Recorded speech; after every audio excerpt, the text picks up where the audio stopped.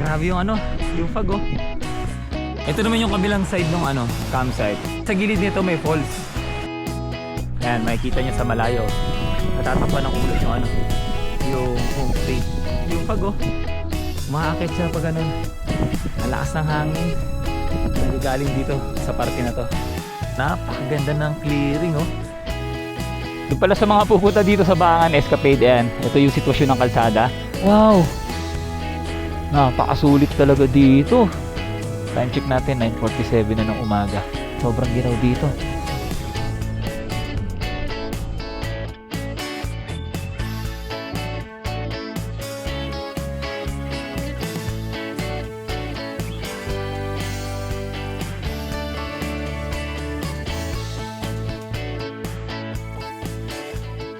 Sa ngayon ay 6:21 na ng gabi dito sa Mountain Province, so dito sa Baangan Escapade.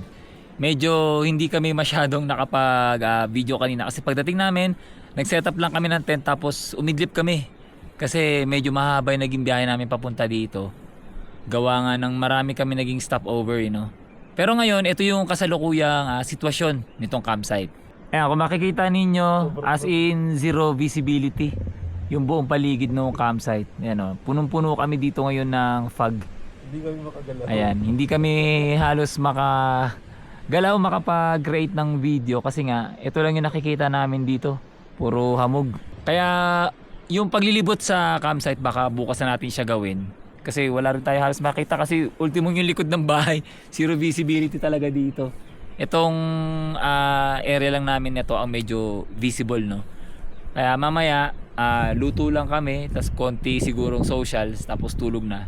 Then bukas, libutin natin yung ano, yung buong campsite, pati na rin yung talon, yung falls sa gilid ditong campsite.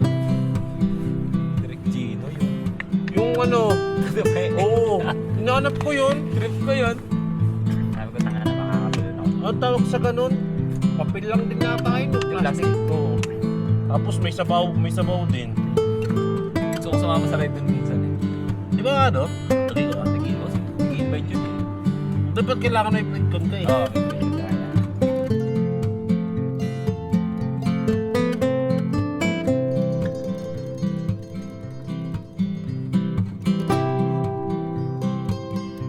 Sa time check natin, 6:30 na ng umaga. Sa kasamaang palad, umuulan ngayon dito sa Baangan Escapade. Kaya maghihintay muna tayo siguro ng mga ilang minuto pa or oras para magkaroon tayo ng clearing para makapagpalipad din tayo ng drone para makita natin yung ano, ganda ng paligid nitong campsite.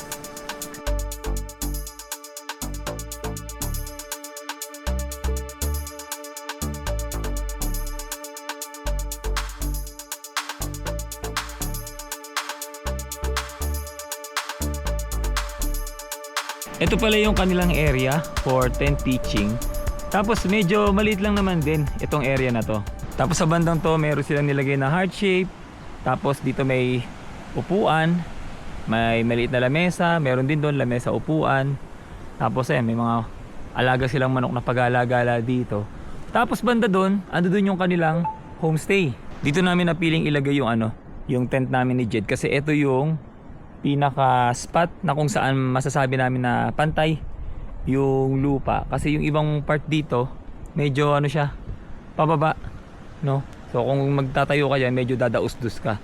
Tapos ayan, makikita nyo yung view ng kabundukan at napakaraming ulap dahil nga ngayon ay umuulan dito sa campsite. Ayan, napakataas na natin. Nakita din yung ano, may ilog sa baba. Ayan, napakakapal ng ulap ngayon dito. Pero sabi kahapon nung owner dito, si Kuya Chris, ano daw kahapon dito, may clearing, may aliwalas daw ang panahon. Ngayon daw biglang umulan.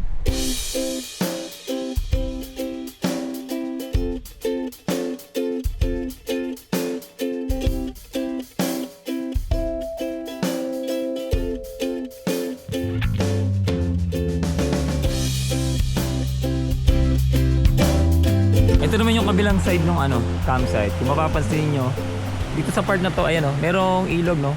May body of water. Kasi sa gilid nito may falls na mamaya bababain natin kapag medyo nagkaroon na ng clearing. Dito naman sa kabilang side, may mga tanim sila na ano, mga gulay. Ayan, makikita ninyo. Tapos ayan, ganun din, yung banda doon, hanggang doon, taniman daw yan ng ano, ng mga gulay. Tapos itong structure naman na to, ito yung kanilang, kumbaga parang admin office, no. Diyan kayo magbabayad, magre-register kapag papasok kayo dito. Dito pa rin sa loob niyan, meron silang piso wifi, no. Parang piso yata, 5 minutes. O pag naghulog ka naman ng 5 pesos, parang 40 minutes yata, parang ganun. Ito yung kanilang homestay, na ang rate daw nito ay 500 pesos per head per night, no. Ito, yan, meron silang kwarto dito sa second floor, parang isa dito, tsaka dito din sa harapan, ayan. Tapos meron silang rooftop, ayan. Itong baba, para siyang ano mini function hall na meron siyang video, okay, tsaka mga lamesa, tsaka upuan. Pwede siguro yan kapag malaking grupo kayo nagpunta dito. Sa CR naman, nandun yung kanilang CR, kung gusto niyo magbawas o kaya maligo, dyan yan. Tapos ang tubig, iigibin nyo na lang or sasalukin nyo na lang dito sa mga blue na drum na yan. Yung mga motor pala namin, dito namin nailagay kasi hindi namin alam na yung parking pala ay doon sa labas, no. Ipinasok namin dito. Huwag kayong maglalagay dito ha, bawal dito. Nahirapan na kasi kaming ibalik kahapon yung motor sa labas eh. Tsaka kung dadalhin nyo rin pala dito yung mga motor ninyo, eto, medyo delikado rin kasi ito, wala siyang harang. Bangin na yan, medyo mataas din. Ito, medyo mataas din dito yung gutter. Ayan, hanggang tuhod yan pag tumayo ka mula doon, hanggang tuhod to, yung taas nito. Pero sa part naman na to, medyo na siya, mababa na. Pero yun nga, mahihirapan ka pa rin magmaniobra kasi kapag ipinorward mo yung motor mo dito, bangin naman tong gilid, no? May tendency na dumiretso ka kapag hindi mo na control. Kaya pupuntahan natin ngayon yung kanilang parking area na kung saan doon lang tayo pwedeng mag-iwan ng mga sasakyan natin, mga motor o kaya 4 wheels. So ito yung kanilang area for parking para sa mga sasakyan nyo na 4 wheels o kaya motor. Ayan, medyo malawak din naman siya. So mula doon sa gate, yan, konting ahon lang yan mula dito sa gate. Pag ahon nyo dito, eto na siya. Tapos ito yung daan papunta doon sa campsite, Baangan Escapade. Kaya yun, huwag nyo nang dadalhin doon kasi bawal maglagay ng sasakyan doon.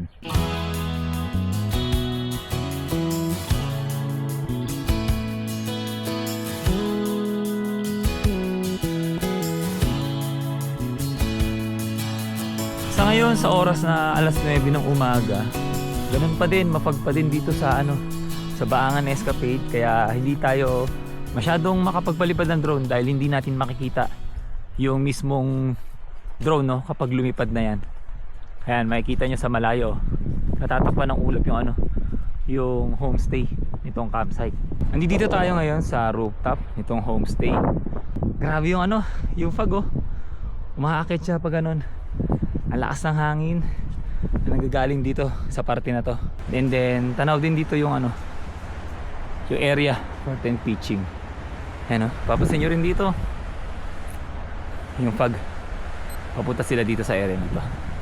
Ayan, so wala tayong makita gawa ng sobrang kapal ng ulap. Ngayon naman susubukan namin tignan yung body of water dun sa baba tsaka yung falls. So mula doon, yan, bababa kayo dito. Medyo matarik din yung pababa.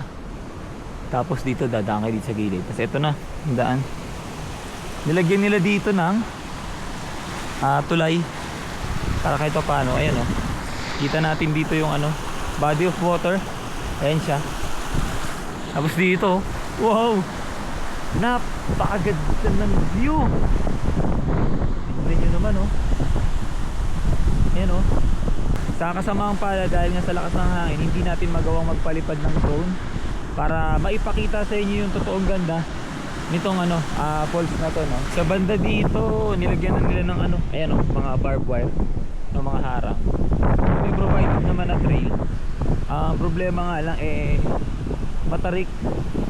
Kaya kapag ka dito, magkamali ka, sobrang taas ng pagbabagsakan mo mula dito. May harang na din. Kaya hindi na tayo tutuloy kasi baka mamaya bumigay itong lupa. Medyo malambot pa naman dahil umuulan ngayon dito.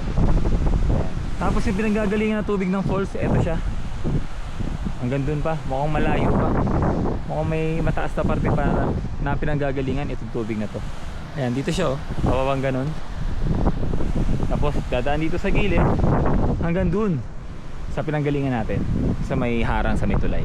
Kung gusto nyo rin palang mag-overnight camp dito sa Bangan Escapade, i-check nyo yung description, ilalagay ko dyan yung Facebook Messenger, kasi dapat pag pupunta dito naka-book daw kayo no? Para ma-check nila kung may naka-stay na dun sa, sa homestay, o kaya marami kayong makakasabayan dito sa area for tent pitching. Overnight camp pala dito per head is 250 pesos no? Tapos sa homestay 500 pesos per head, overnight yun.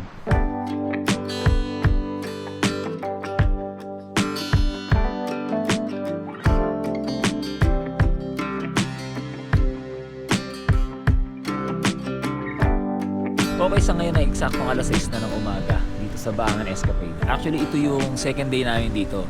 Nag-extend kami kasi ang nangyari nung first day, di ba, nakapansin nyo na almost zero visibility talaga dito sa campsite. Tapos nagkaroon pala ng LPA, no? Meron pala tayong LPA. Tapos kagabi, dineclare na siya as bagyo. Parang bagyo ising yata yan kung di ako nagkakamali. Inulan din kami dito, sobrang lakas ng ulan, sobrang lakas ng hangin, no? Tapos yung mga tent namin pinapagpag, nakakala mo lili pa rin na. Pero ngayon, good news, eto na yung view ngayon dito sa Bangan Escapade. Eto na ngayon yung view. Ayan o, napakaganda ng clearing oh. Kitang-kita na natin ngayon yung mga kabundukan dito sa paligid ng campsite. Ayan. Sa banda dito oh, makikita niyo yung ibang community. Ayan, meron din sa bandang dito. Ayan, yung iba, ang daming bahay, ang daming kabahayan. Tapos dito, ayan, ito sabi ni Ate Lina, yung isa sa mga owner dito. Ano na daw to? Cervantes Ilocos Sur na daw yan. Napakaganda ng Sea of Clouds. Ito, puting-puti. Napakaganda. Dito rin sa part na to, kitang-kita na rin natin yung mga taniman na kahapon hindi natin halos makita. Tapos yung mga ibang kabahayan na rin na nasa taas ng ng bundok.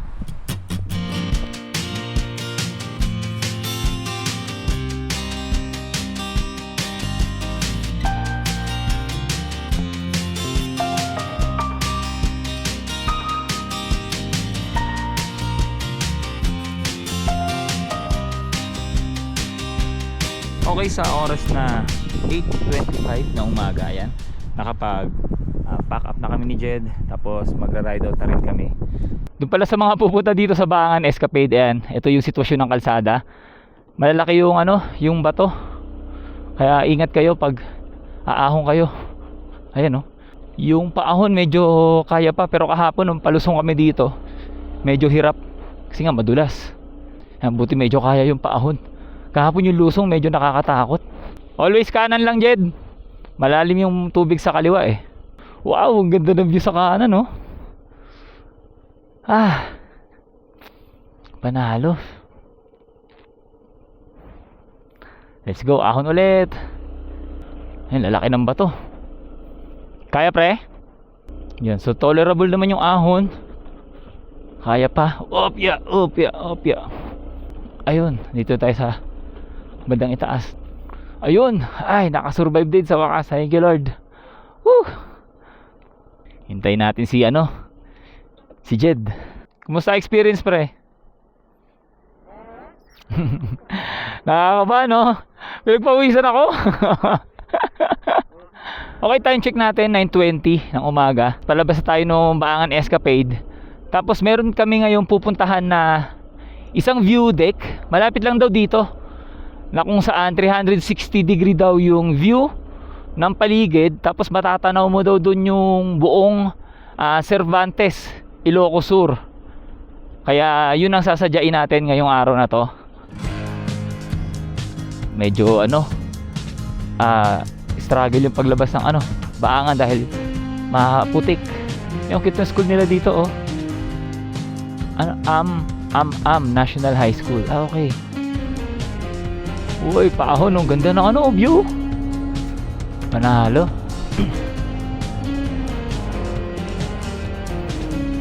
Sana hindi ganun kalakas yung hangin dito para makapagpalipad tayo ng drone, dahil sayang yung yung opportunity na nandito na tayo. Pero kasi minsan hindi talaga nakikisama ang panahon. Uy, yung ganda. Ganda sa kanan yung view. Wow! Napakasulit talaga dito. Ayun yung ano, Cervantes, Ilocos Sur, yung may mga Sea of Clouds.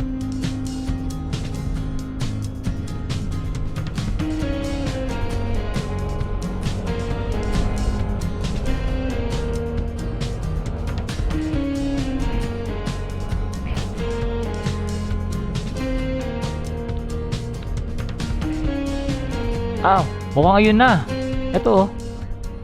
Okay, so dito kami nag-park. Ayan, pag nakita ninyo yung pink na bahay na yon, tapos itong bulaklakin, ito, may structure dito. Hindi ko alam kung multipurpose hall ba to or barangay hall. Tapos dito sa gilid, dito yung daan. Ito na nga. Ayun oh. Yung view deck nasa taas. Ayan, ang ganda rin. Tapos ayun, kitang-kita yung mga ano, taniman sa gilid. Ganda. Gandang umaga po.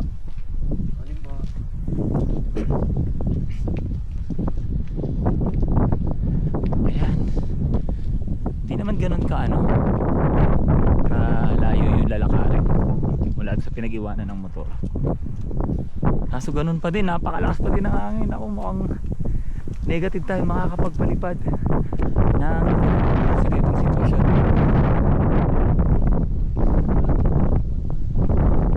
Oo nga eh. Daming tanim. Ano kayo tanim to? Familiar ka dyan, Jet? Mga ganyan tanim.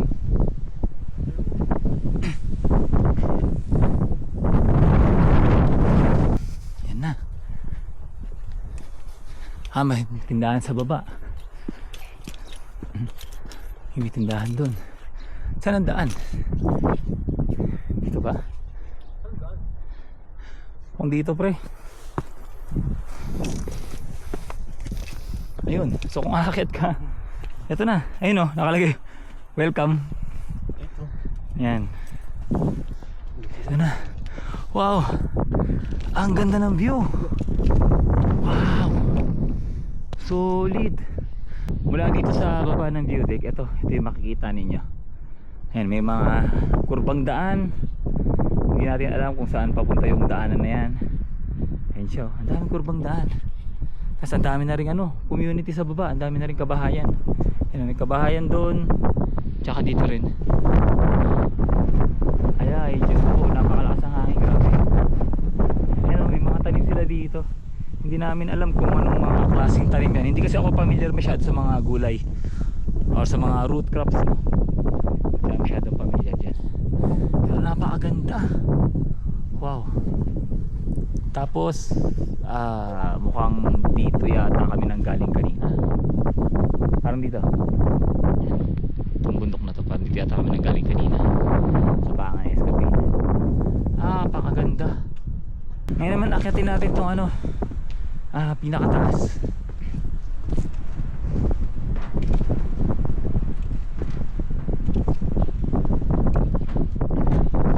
Wow, grabe.